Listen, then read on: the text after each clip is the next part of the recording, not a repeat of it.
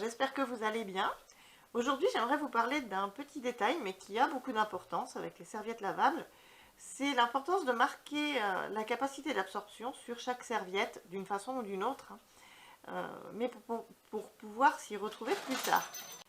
Alors c'est vrai qu'au moment où on les fait, ça peut paraître très secondaire, mais par la suite, avec le temps, il se peut qu'on ait oublié hein, la capacité d'absorption de la serviette parce que on a fait une gamme un petit peu plus vaste de capacité d'absorption parce que nos règles évoluent hein, au fil des ans.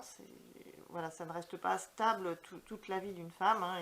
Il y a des variations, donc on peut avoir besoin de plus d'absorption à certains moments ou à d'autres beaucoup moins. Donc il y a ce côté-là. Et puis il y a le fait aussi que même si on se fait un stock suffisant au début, par la suite, on finit fatalement par en refaire d'autres. Donc voilà, elles s'accumulent et au final, on ne sait plus ce qu'on a fait. Donc c'est important de savoir voilà, ce qu'elle peut absorber quand on la sort du tiroir. Hein. Alors après, la façon de marquer l'absorption, c'est un choix personnel. Chacun fait ça comme il veut. Moi, je vais vous dire ce que j'ai fait.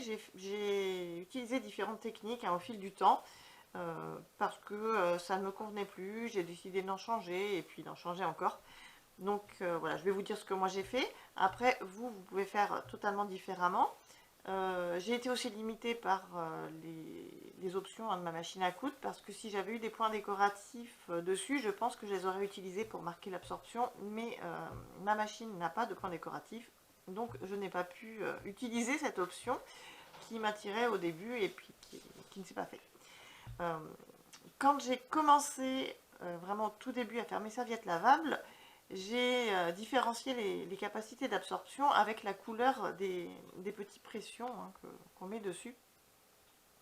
Donc, par exemple, tous les protège-slips avaient des pressions d'une couleur, toutes les absorptions normales d'une autre couleur, les absorptions super encore une autre couleur, et les modèles nuit, qui étaient pourtant très reconnaissables parce que je leur faisais une forme différente, encore une autre couleur. Alors, c'est très bien, on s'y retrouve parfaitement comme ça. Par contre, quand j'ai commencé, je recyclais beaucoup de tissus, je réutilisais des vêtements, des draps, voilà, des tissus qu'on me donnait, qui n'étaient pas forcément extraordinaires visuellement, qui étaient souvent unis ou alors avec des motifs, voilà, passe-partout, quoi. Donc ce n'était pas gênant. Mais quand j'ai commencé à acheter des tissus, parce que je voulais utiliser des beaux tissus pour faire des plus belles serviettes, la couleur des pressions adaptée à l'absorption ne se mariait pas toujours très bien avec la couleur ou les motifs de la serviette et esthétiquement ça me gênait. Donc j'ai décidé de changer de marquage et comme je n'avais pas de point décoratif, j'ai décidé de faire des petits traits. Alors un pour les protège-slips, 2 pour les absorptions normales, 3 pour les absorptions super, 4 pour les absorptions nuit, enfin voilà. Et voilà ce que ça donnait. Alors, je vais vous prendre une photo, hein, parce que la caméra est toujours la même.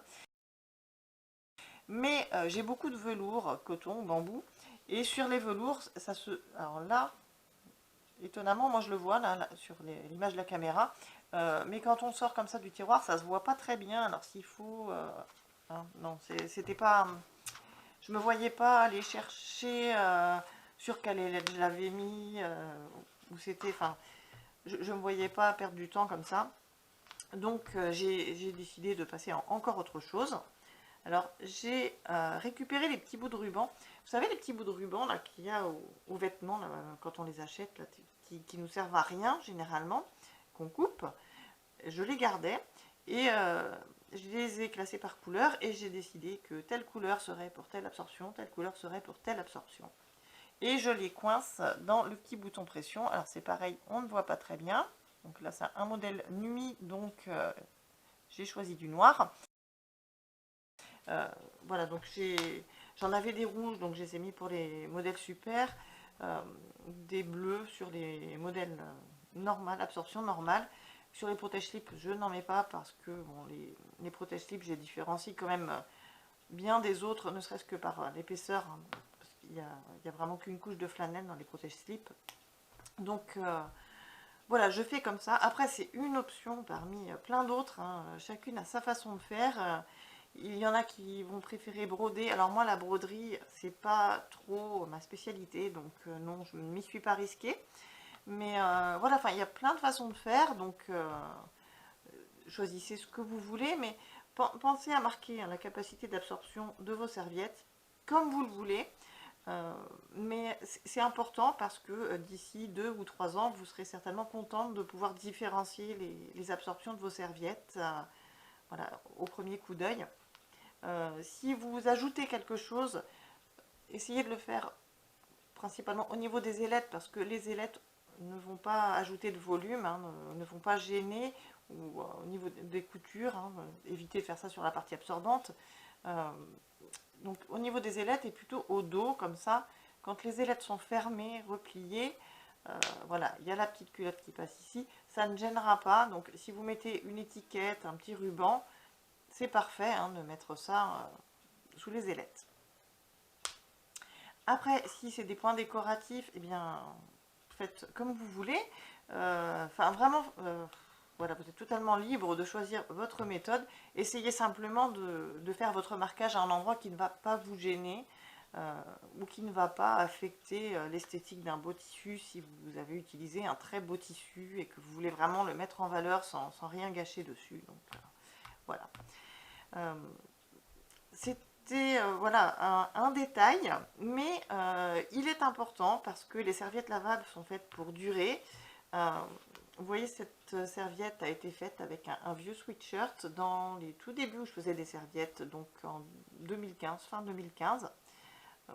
On est début 2022, donc vous voyez, elle a quand même un certain nombre d'années. Elle est utilisée très souvent, tous les mois, hein, parce qu'elle est super confortable, très absorbante, et je suis très bien avec. Donc voilà, pour son confort, je l'utilise très régulièrement. Elle a été lavée des centaines de fois, hein, détachée, et elle n'a pas bougé du tout.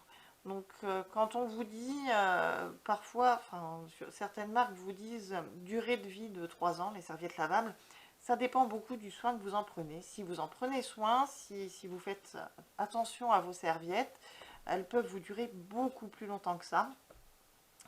Elles sont toujours aussi absorbantes. Je fais attention à ce que je mets dans la machine à laver, bien sûr, hein, je ne mets pas d'adoucissant, j'utilise une lessive très naturelle, hein, je n'en mets pas à l'excès. Elles restent très absorbantes, elles ne sont pas du tout abîmées. Donc vous voyez, ça peut durer très longtemps, et je pense qu'elle va durer encore pas mal de temps, hein, parce qu'elle n'a pas bougé du tout. Donc vous voyez, quand vous faites vos serviettes lavables, si vous en prenez bien soin, elles pourront vous durer très longtemps. Et voilà, depuis le temps que je l'ai fait, si l'absorption n'avait pas été marquée dessus, je pourrais la confondre. Alors celle-ci, pas spécialement, parce que je l'utilise tous les mois, je la vois souvent, je la connais bien, mais il y en a d'autres qu'on utilise moins souvent ou qu'on utilise que l'été ou que l'hiver, parce que voilà, l'hiver, il y a certaines serviettes qu'on utilise parce qu'elles sont confortables et tout, mais l'été, elles nous donnent trop chaud, donc on ne les utilise pas tout l'été. Quand on les retrouve, on ne sait plus forcément si elles absorbent beaucoup ou pas. Donc voilà, beaucoup de blabla pour vous dire, c'est un côté important. D'ici quelques années, ça pourra vous rendre service, hein, de pouvoir les différencier. Donc pensez à marquer l'absorption des serviettes lavables que vous faites vous-même. Quand vous les achetez, il y a toujours une façon de différencier les capacités d'absorption. Alors selon les marques, c'est pas forcément les mêmes façons de faire, mais il y a toujours une façon de marquer l'absorption. Donc renseignez-vous, hein, sur le site de la marque. Parfois, vous avez un petit papier, hein, qui vous l'indique, qui est livré avec. Donc voilà, essayez de retenir, hein, comment chaque marque montre la capacité d'absorption de la serviette. Et comme ça, vous ne serez jamais perdu dans votre stock. Et vous ne vous tromperez pas d'absorption au moment de l'utilisation, ce qui peut être le plus gênant. C'est-à-dire que quand on met une absorption légère un jour où le flux est très abondant, ça peut être très ennuyeux, plus que le contraire. Voilà, donc j'espère que cette information vous sera utile, hein, principalement si vous faites vous-même vos serviettes lavables. Et je vous dis à bientôt pour une prochaine vidéo, et prenez soin de vous.